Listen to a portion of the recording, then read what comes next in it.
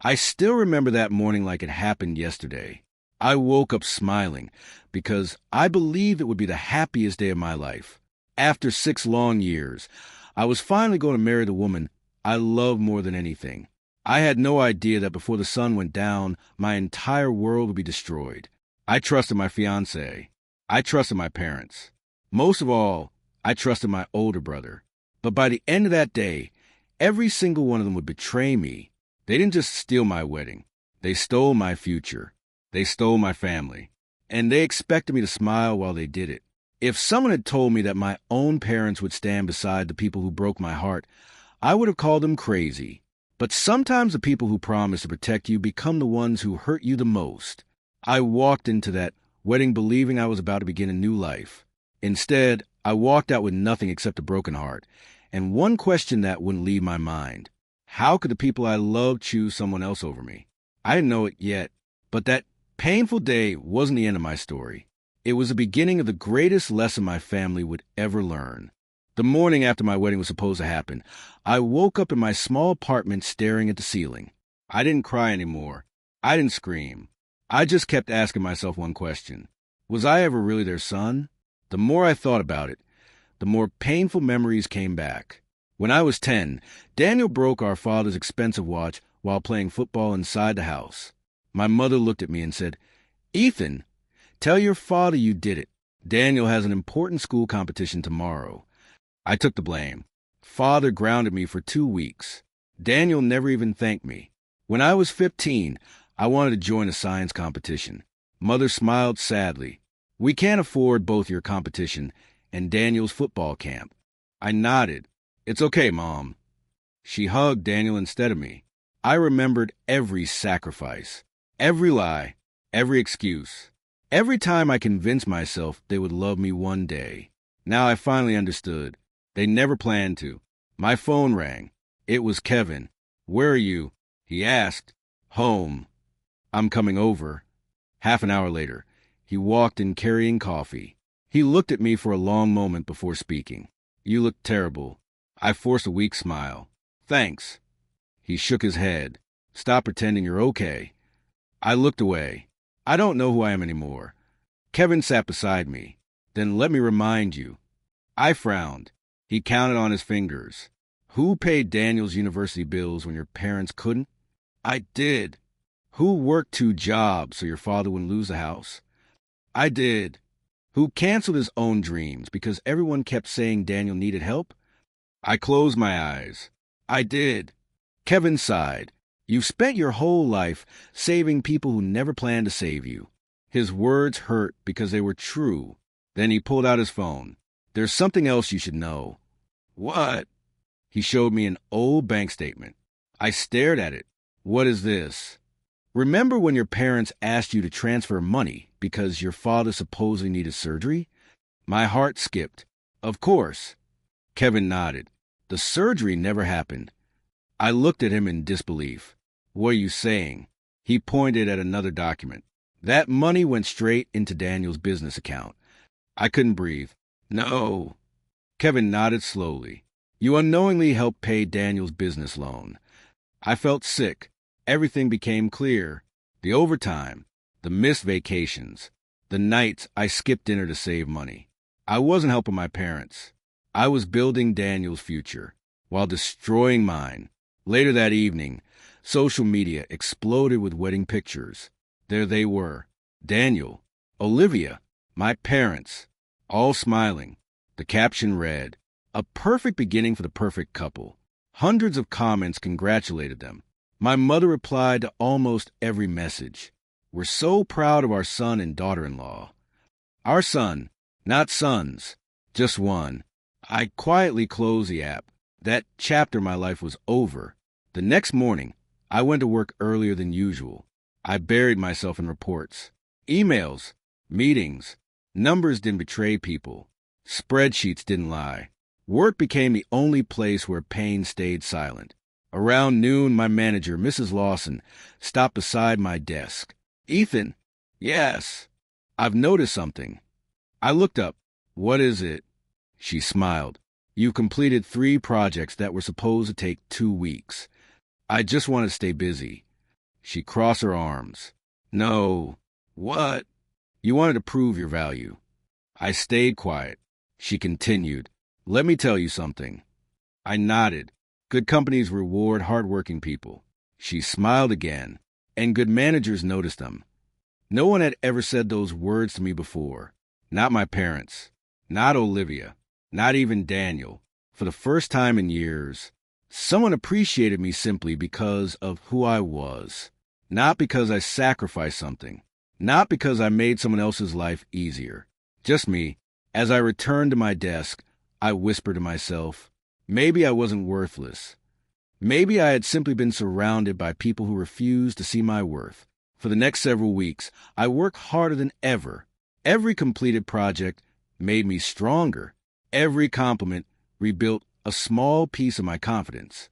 Slowly, I stopped checking Daniel's social media.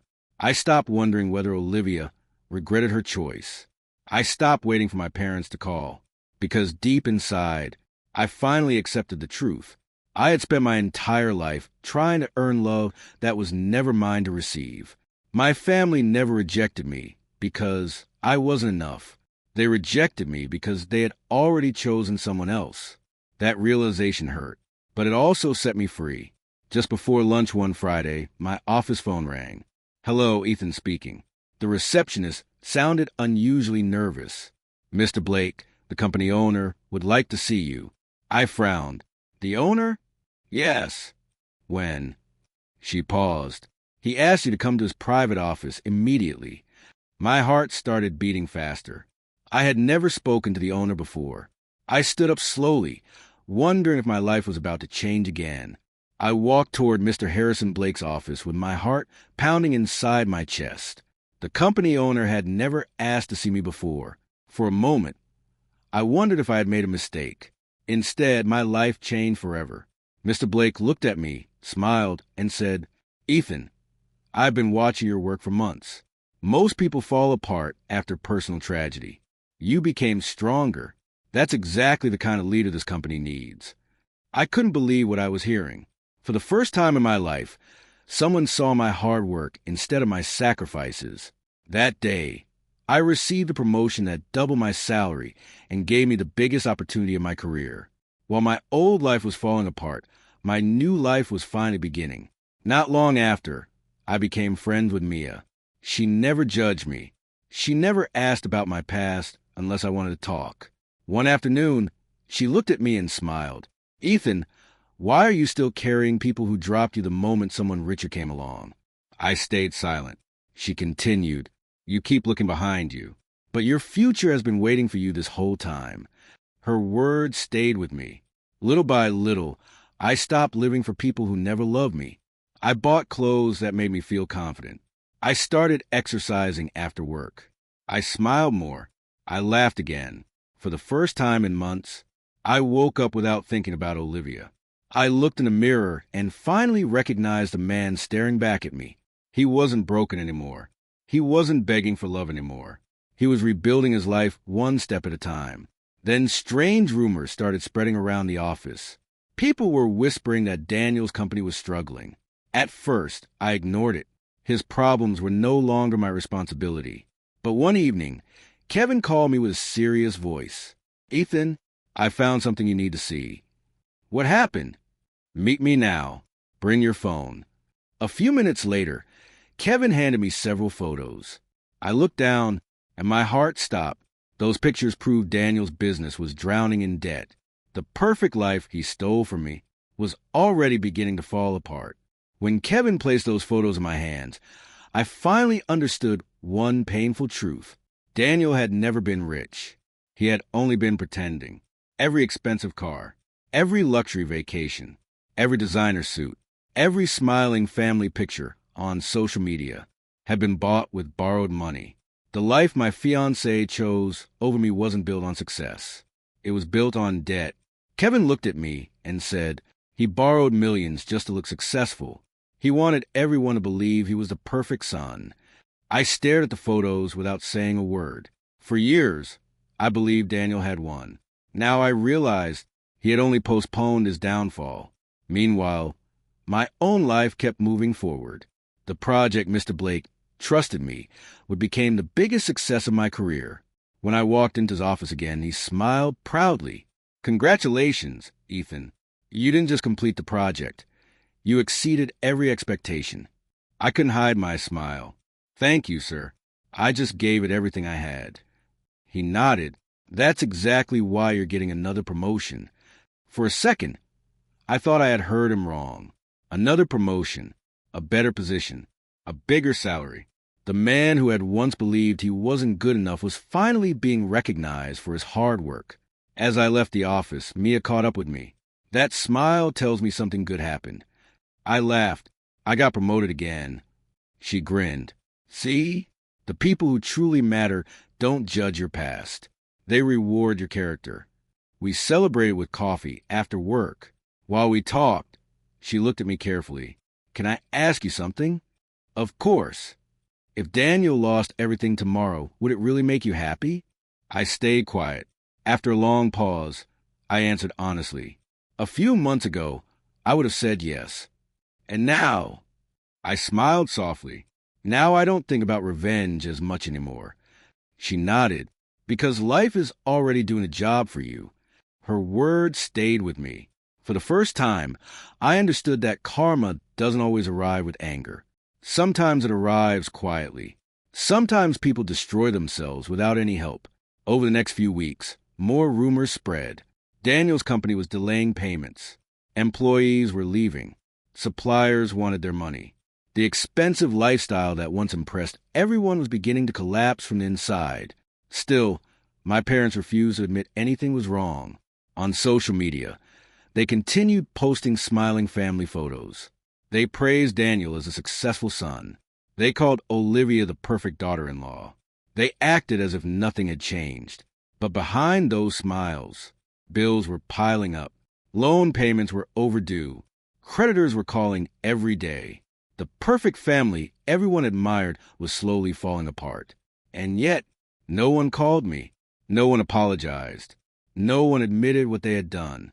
Surprisingly, I no longer waited for that apology, because I had finally found something far more valuable than their approval. I had found peace. Every morning, I woke up with purpose instead of pain. Every evening, I went home proud of the life I was building. Little by little, I stopped asking why they had chosen Daniel. Instead, I started asking myself a different question. Why had I spent so many years trying to earn love from people who never intended to give it? That question changed everything. One afternoon, Mia smiled at me and said, "You're different now." Different how? You don't carry sadness in your eyes anymore. I laughed quietly. I think I'm finally learning to live for myself. She smiled. That's the best revenge anyone could ever have. I looked out the office window and realized she was right. I didn't need to destroy Daniel. I didn't need to prove anything to Olivia. I didn't need my parents to admit they were wrong. Life was already revealing every lie they had built, and for the first time, I felt truly free. That evening, just as I arrived home, my phone suddenly rang. I glanced at the screen. My heart skipped a beat. The caller's name froze me where I stood. Mom. After almost 1 full year of complete silence, my mother was calling me. I looked at my phone for a long time before answering. Almost a year had passed since anyone from my family had called me. Not once had they asked if I was okay. Not once had they apologized for destroying my life. But today, my mother suddenly sounded warm again. She said the family missed me. She wanted us to have dinner together. For a brief moment, a small part of me wanted to believe her. Maybe they had finally realized how badly they had hurt me. Maybe this was the apology I had been waiting for. But the moment I walked into that house, I knew nothing had really changed. The smiles felt forced. The silence felt heavy. And Daniel wasn't even there. As dinner went on, the truth slowly came out. Daniel's business was collapsing. The mortgage payments were overdue. Creditors kept calling every single day. The expensive life they had proudly shown to the world was falling apart. Even Olivia had started threatening to leave him. Then my father looked at me with tired eyes. His voice was almost a whisper. "Ethan, could you help us pay the rent?" For a second, I couldn't believe what I had just heard. The same people who watched my fiancée leave me for my own brother, the same parents who never defended me, the same family who forgot I even existed. Now they wanted my help. I looked at both of them and asked the only question that mattered. Before asking for my money, did either of you ever think about asking for my forgiveness? Neither of them answered, because they already knew the truth. They hadn't invited me home because they loved me. They invited me because they needed me. I took a deep breath. There was no anger left inside me, only peace. I quietly told them, "You spent your whole life choosing Daniel over me. Now you have to live with the choice you made." Then I walked away without looking back. For years, I believed revenge would heal me, but I finally understood something much greater. Walking away with my self-respect was the greatest victory of all. That night, just as I was about to sleep, my phone vibrated. I glanced at the screen. The name that appeared made my heart stop. Olivia. I stared at Olivia's name on my phone for several minutes before opening her message. After everything that had happened, I never thought I would hear from her again. Her text was short. "Please, can we meet? I need to explain everything." Part of me wanted to ignore it. Another part wanted the answers I had waited almost a year to hear. The next evening, I met her at a quiet cafe. The moment she walked in, I barely recognized her. The confident woman who had chosen my brother was gone. She looked exhausted. Her eyes were filled with regret. She sat across from me and whispered, "Thank you for coming." I nodded politely. "You said you wanted to explain." She lowered her head. Tears slowly rolled down her face. "Ethan, I made the biggest mistake of my life." I stayed silent. She continued, "Daniel isn't the man I thought he was." Her voice trembled. After his business started failing, everything changed. I listened without interrupting. He became angry all the time. He controlled everything I did. Every conversation turned into an argument. She wiped her tears. The money I believed he had never really existed.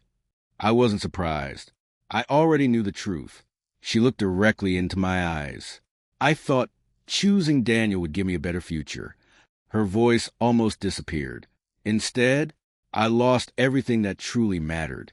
For several seconds, neither of us spoke. Then she reached across the table. "Ethan, can you ever forgive me?" I slowly pulled my hand back. She looked heartbroken. "Please, I need you to understand something." She nodded. "I loved you with everything I had." More tears filled her eyes. "I trusted you." She quietly whispered, "I know. You didn't just leave me. You left me on the day that was supposed to become the happiest day of my life." She couldn't look at me anymore. Then she whispered the words I never expected to hear. "I always loved you." I looked at her calmly. "No." She looked up. "You love comfort. You love success. You love the life you thought Daniel could give you." Her lips trembled. "That's not true." "It is." I leaned back in my chair. If I were still the same man I was a year ago, I paused. "Would you be sitting here today?" She couldn't answer. The silence told me everything. She hadn't come back because she suddenly discovered love. She came back because my life had improved while hers had fallen apart. I smiled sadly. Love doesn't return when the money changes. It stays when life becomes difficult. She quietly cried, "I'm sorry. I believe you are. I meant every word. I truly believe you regret your decision." She looked hopeful, but regret isn't the same as loyalty. Her shoulders slowly dropped. "There are some choices." I took a deep breath. "That changed everything forever." She nodded through her tears. "I understand." When we stood up, she whispered one final time, "I hope one day you'll forgive me." I gave her a gentle smile. "I already forgave you." She looked surprised. "But forgiveness doesn't mean we belong together again." She quietly walked away. I watched her disappear into the crowd. For the first time, I didn't feel sadness, only peace. Later that evening, Mia noticed I was unusually quiet. She placed 2 cups of coffee on my desk. "So," I smiled. "So she came back." Mia nodded. "I guessed as much." I told her everything. She listened without interrupting. When I finished, she smiled warmly. I'm proud of you. For what? You finally chose yourself. I laughed softly. It wasn't easy. I know. She looked out the office window. Some people belong in our memories, not in our future. I repeated her words quietly. Not in our future. She smiled. You spent enough time carrying yesterday. It's time to enjoy tomorrow. As I drove home that night, I realized something had changed inside me. I wasn't surviving anymore. I was living. The pain that followed me every morning was finally gone. The anger had disappeared. The regret no longer controlled my heart. For the first time since my wedding day, I felt completely free. The past no longer owned me. But just as I arrived at work the next morning, the receptionist hurried toward me with a worried expression. Ethan, what happened? She glanced toward the front entrance. There's someone here demanding to see you. I frowned. Who? Before she could answer, a familiar voice echoed across the office. Ethan. I slowly turned around. Standing near the entrance was Daniel. A loud knock echoed through my office just before lunch. When I opened the door, Daniel was standing there. He didn't look like the confident man who had stolen my fiancée. His expensive suit was wrinkled. His eyes were tired. The smile he always wore had disappeared. He stepped closer and pointed his finger at me. This is all your fault, Ethan. I looked at him calmly. My fault. He raised his voice. If you had helped Mom and Dad, none of this would have happened. I folded my arms. No, Daniel. This started long before they asked me for money. His face turned red. Olivia wants to leave me. Our business is falling apart. Everyone thinks I'm a failure now. I looked him straight in the eyes. And somehow you think I caused that. For a few seconds, neither of us spoke. Then I finally said the words I had carried inside me for years. You stole my fiancée while Mom and Dad stood there smiling. You humiliated me in front of everyone. Not once did you apologize. Daniel lowered his head. His voice became quieter. You don't understand. I shook my head. Then help me understand. He let out a long breath. For the first time in his life, he stopped pretending. I competed with you my whole life. I frowned. Why? He laughed bitterly. Because I was afraid of you. I stared at him. He continued. You were kinder than me. You worked harder than me. People respected you even when you had nothing. He looked away. When I opened my apartment door that night, I found my father standing there alone. For a moment, neither of us spoke. He looked older than I remembered. His shoulders were heavy. His eyes were filled with regret. Finally, he broke the silence. Can I come in? I stepped aside without saying a word. We sat across from each other, in complete silence. Then my father took a deep breath. Ethan, I'm sorry. Those two words caught me completely off guard. For years, I had imagined this moment, but now that it had finally happened, I didn't know how to feel. He lowered his head and quietly admitted, I failed you as your father. I stayed silent and let him continue. I always knew your mother treated Daniel differently. His voice trembled. I saw every sacrifice you made. I saw every time you gave up your own dreams for this family. He closed his eyes, and I did nothing to stop it. I looked at him for a long moment. Why? He sighed deeply. Because I was weak. Those words hurt more than I expected. Not because they were cruel, but because they were honest. He wasn't making excuses anymore. He was finally telling me the truth. A few days later, I visited my parents' new apartment. It was small, quiet, nothing like the large house they had proudly shown to everyone. For the first time in my life, the image of the perfect family had disappeared. When my mother saw me, she immediately began crying.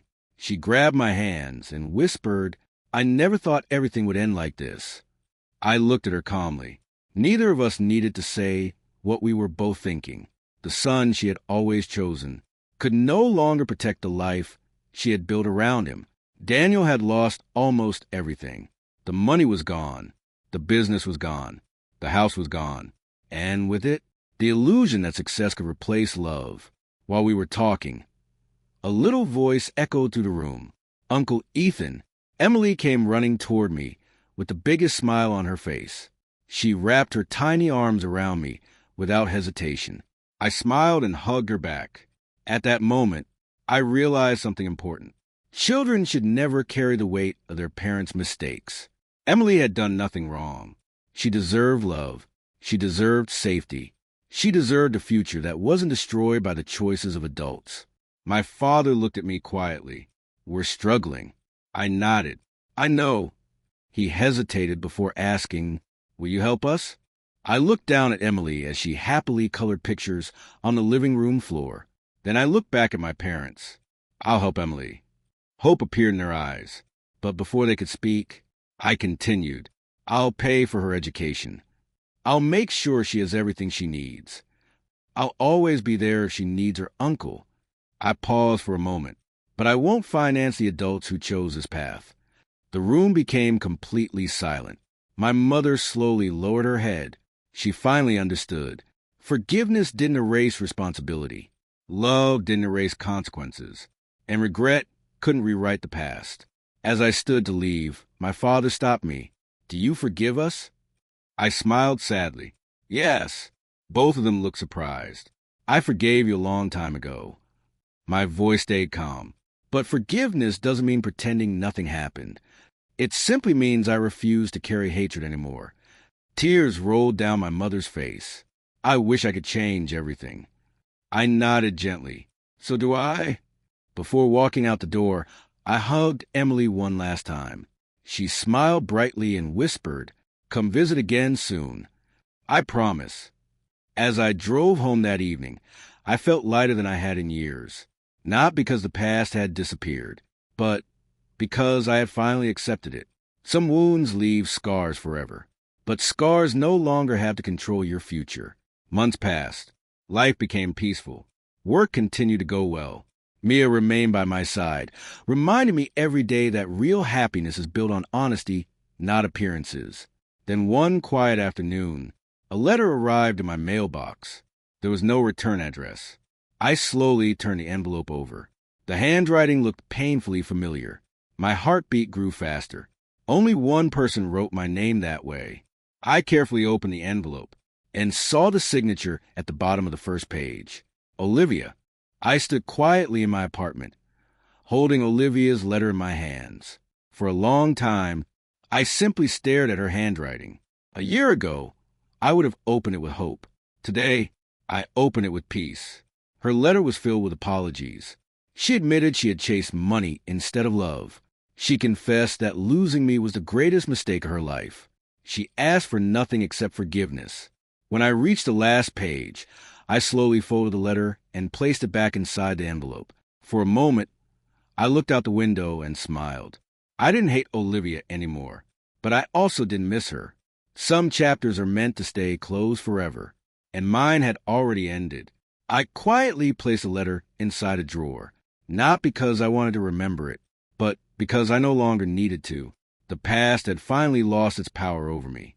As the months passed, life continued moving forward. My career reached heights I had never imagined. Mr. Harrison Blake trusted me with bigger responsibilities, and before long, I was leading an entire team. Every decision I made reminded me of the kind of leader I wanted to become. I never judged people by their wealth. I never played favorites. I rewarded honesty, hard work, and loyalty because I knew exactly how painful unfairness could be. One afternoon, Mia smiled as she walked into my office. "Still working too hard?" I laughed. "Probably." She handed me a cup of coffee. "Then your manager officially orders you to take a break." I smiled. "You know, you were here when I had nothing." She looked at me with warm eyes. "I was here because I believed in you." I nodded. "And that's why you're still here." Our friendship slowly became something deeper. There were no grand promises, no expensive gifts, no pretending to be someone we weren't. We built our relationship with honesty, with trust, with respect. For the first time in my life, love felt peaceful instead of painful. Months later, I visited my parents again. They now lived in a small apartment. The large house they once proudly showed to everyone was gone. The expensive cars were gone. The luxury lifestyle had disappeared. Only reality remained. My mother welcomed me with tears in her eyes. She no longer spoke about success. She no longer compared me to Daniel. Life had already taught her the lesson I never could. My father quietly thanked me for helping Emily. Watching her laugh reminded me that kindness should always reach those who deserve it. Children should never pay for the mistakes of adults.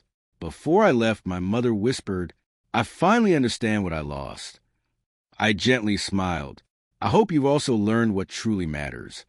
She nodded without saying another word. Daniel never came to see me again.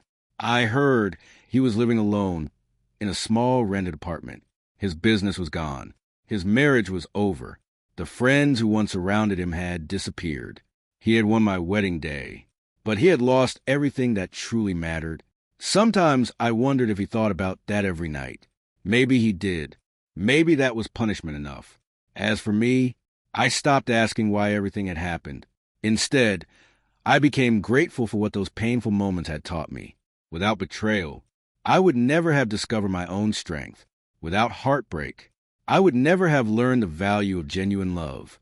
Without losing my family, I would never have built the life I truly deserved. People often believe revenge means making someone else suffer. I used to believe that too, but I eventually discovered something much greater. The greatest revenge isn't destroying the people who hurt you. It's refusing to let them destroy your future. It's choosing peace instead of bitterness. It's building a life so full of happiness that the past can no longer control you. One quiet evening, Mia and I stood together watching the sunset. She reached for my hand. I smiled and held it gently. She looked at me and asked, "If you could go back and change everything, would you?" I thought about my parents. I thought about Daniel. I thought about Olivia walking away on our wedding day. Then I looked at the life standing beside me. I smiled. "No." She looked surprised. "Why?" I squeezed her hand. "Because every painful step brought me here." She smiled through happy tears. And for the first time in many years, I realized I wasn't surviving anymore. I was finally living. As I looked toward the future, I understood one simple truth. Real family isn't defined by blood. It's defined by love, by loyalty, by the people who stay beside you when life falls apart. I had spent years begging the wrong people to choose me. Now, I had finally chosen myself. And that decision became the happiest ending I could have ever hoped for. The people who betrayed me were left to face the natural consequences of their own choices, while I walked forward with hope, self-respect, and a future built on trust instead of fear. My story didn't end with betrayal. It ended with peace.